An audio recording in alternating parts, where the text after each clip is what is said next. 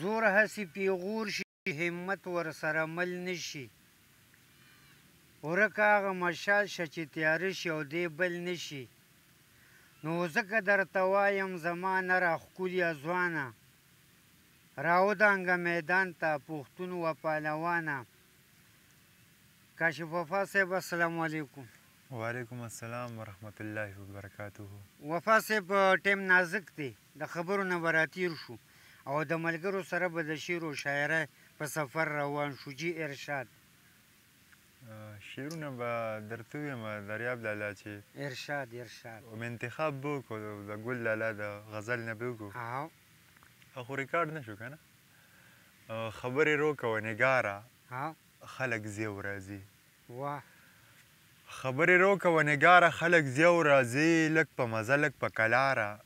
خلک زیو راځي ډېر ښه هغه چم ته اوس له دغې یارې نه ورځم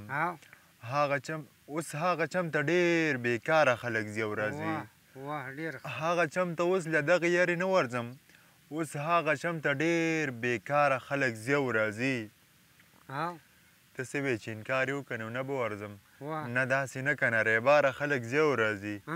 ته څه وې چې انکار یې وکړه نو نه به ورځم نه داسې نه که نه ریباره خلک زیو راځي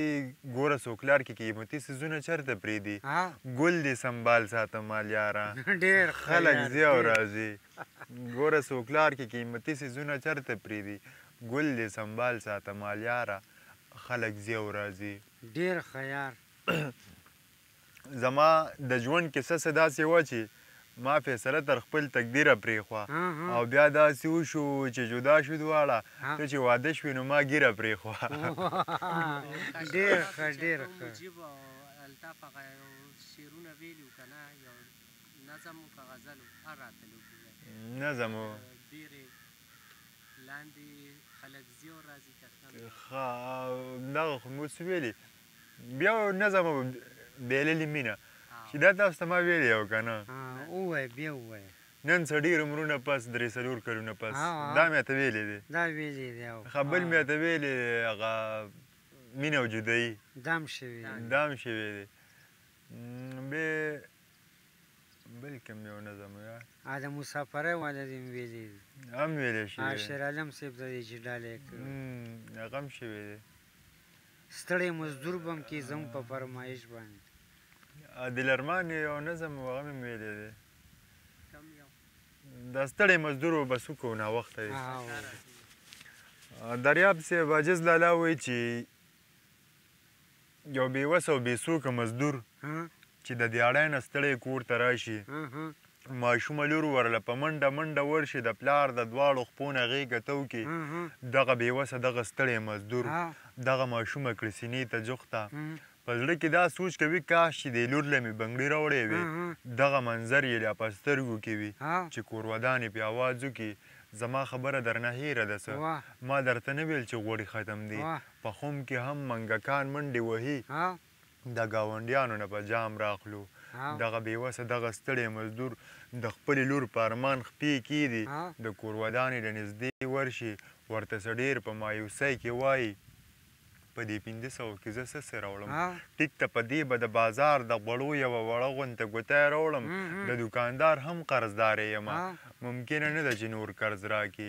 دوی لا په دې خبرو بحث کوي چې په کټ کې یو ناروغه بچی ډېره په سختې غوښتنه کوي بابا زما غوښې ته زړه شوی دی دغه بېوسه دغه ستړی مزدور د کور ودانې نه غوښتنه کوي خوښه دې نه ده چې په دې پیسو مونږ څلور واړه څه داسې وخورو چې نه وړو ته ضرورت راشي نه څوک د غوښې ارماني پاتې شي نه څوک مزدور په غرمو ځان وژني جوړ زما په مطلب پوهه نه شوي په دې پیسو باندې به زهر راوړو سترګې به پټې کوو وبه خورو هلته به خپل الله ته سوال وکړو چې زما د قام دا دروغجن حکمران چې د ګرانۍ په اور کې مونږ سیزي نو ښه به دا وي چې مونږ زهر وخورو ښه به دا وي چې مونږ زهر وخورو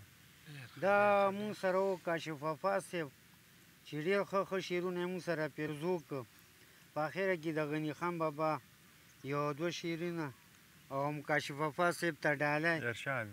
هر ټټو براک دی کوي سور د محمد په شان هر صبر کعبه ده که اوسیږي ابراهیم پکې هره لار مکې ته ځي چې نیت دې د مکې وي هر قبر ګلشن دی کرورو لګي نسیم پکې په لوی الله م سپارمه ښه د وبا د وختونه مو په خیر